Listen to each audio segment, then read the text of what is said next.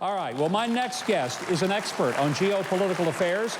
He has met with religious and political leaders all over the world, but you most likely know him as the multiple New York Times best-selling author of 13 novels and 5 nonfiction books.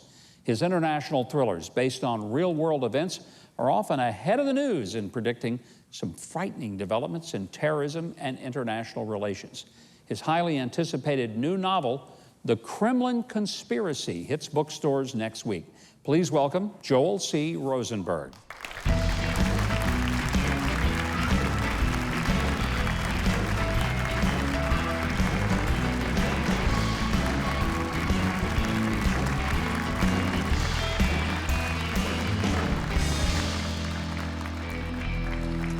Got a brand new book, The Kremlin Conspiracy. But in this book, you're not really talking about the conflict in the U.S. and the Russians meddling with elections. So this is a novel, but how true could it be? Well, it deals with a tyrant, a czar, rising in Moscow, but in this novel, the Kremlin leader is planning a blitzkrieg strike to grab one of the Baltic states. Why?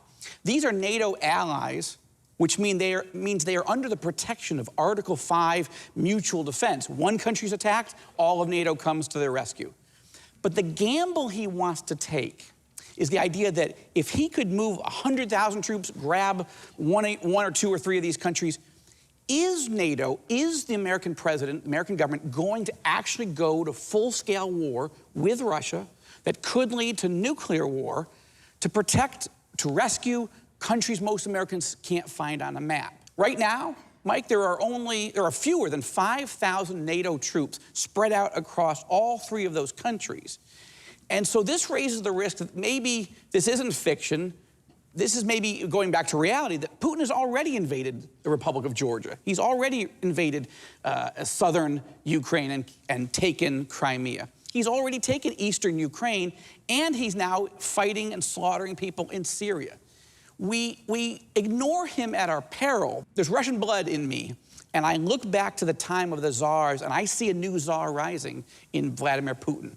It sounds like you're saying, Joel, that Putin's really worry to us is a whole lot more about what he might do in expanding his kingdom rather than getting on Facebook and putting out some posts to... That's right. Now, I think attacking our democracy is terrible, but it's not the most terrible thing he's plotting or that he has done. Yeah. You know, you give a mouse a cookie, he's going to want a glass of milk.